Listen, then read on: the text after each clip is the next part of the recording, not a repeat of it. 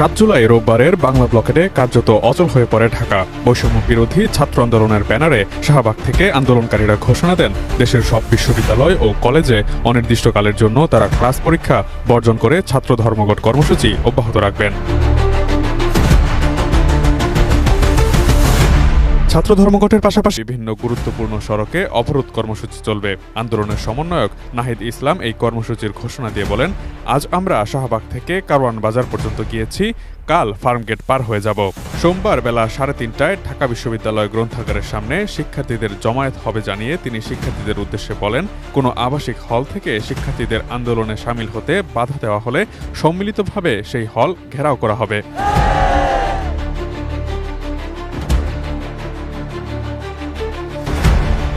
পূর্ব ঘোষিত কর্মসূচি অনুযায়ী গতদিন শুধু ঢাকাতেই 8টি স্থানে সড়ক অবরোধ করেন বিক্ষুব্ধ শিক্ষার্থীরা। কেন্দ্রীয়ভাবে শাহবাগ মোড় অবরোধ করা হয়। এখান থেকে শিক্ষার্থীদের একটি অংশ গিয়ে পাশের ইন্টারকন্টিনেন্টাল হোটেলের মোড় দখল করে কারওয়ান বাজারের কাছাকাছি পর্যন্ত আসে। এছাড়া science laboratory, New Market, Nilkhet, Chankharpul ও আগারগাঁওয়ে সড়ক অবরোধ করেন শিক্ষার্থীরা।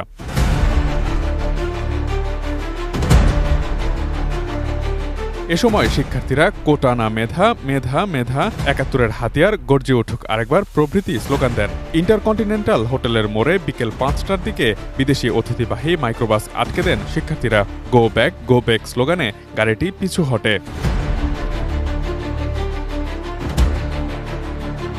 একদল আন্দোলনকারী শিক্ষার্থী বিকেলে রাজধানীর চানখারপুল মোড় অবরোধ করেন। এতে ওই সড়ক দিয়েও যান চলাচল বন্ধ হয়ে যায়। এর প্রভাব পড়ে মেয়র হানিফ ফ্লাইওভারের উপর।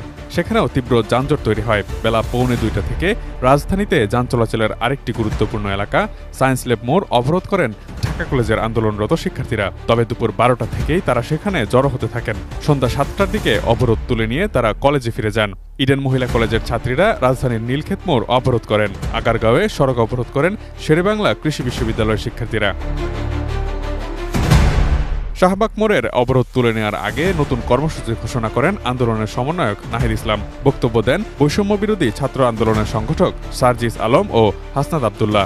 সন্ধ্যার দিকে এই 3 নেতা সহ আরেক নেতা আসিফ মাহমুদকে পুলিশ ডেকে নিয়ে যায়। তখন কিছুটা উত্তেজনা ছড়ায় আন্দোলনরত শিক্ষার্থীদের মনে। পরে তারা পুলিশের সাথে কথা বলে ফিরে আসেন। ফিরে এসে তারা সাংবাদিকদের জানান তারা কোনো আপোষে যাবেন না।